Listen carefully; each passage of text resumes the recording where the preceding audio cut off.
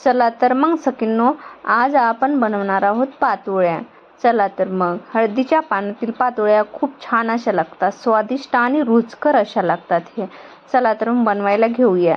त्यासाठी आपण पहिल्यांदा बनवणार आहोत सारण. सारणासाठी मी इथे खोबरं खिसून घेतलेलं आहे.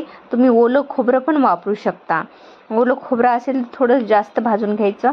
मी इथे सुकं खोबरं घेतलेलं आहे.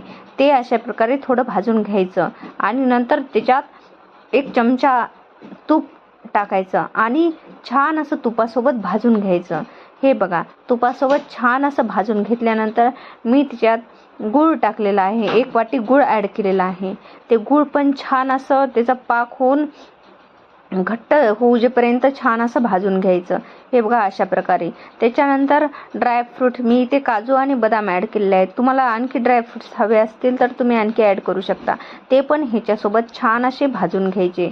हे बघा अशा प्रकारे छान असे भाजून झालेले आहेत. त्याच्यात वेलची पूड ॲड करायची, म्हणजे स्वाद आणखीन त्याचा छान येतो. हे बघा, आणि मी इथे सारण तयार झाल्यानंतर थंड करण्यासाठी काढून ठेवलेलं आहे. हे बघा, आता आपण पातोळे तयार करण्यासाठी इथे उकड काढून घेतलेली आहे आणि हळदीचे पानं स्वच्छ धुवून पुसून असे घेतलेले आहेत. त्याला थोडंसं तूप लावायचं. अशा प्रकारे तूप लावायचं व्हिडिओमध्ये दाखवल्याप्रमाणे.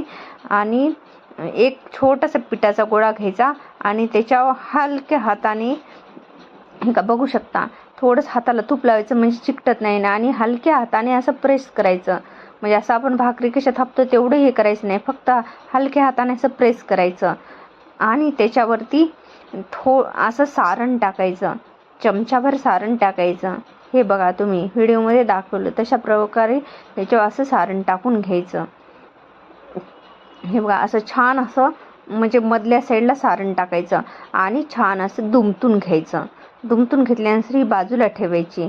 आता आपण दुसरी पातोळी बनवण्यासाठी घेऊयात.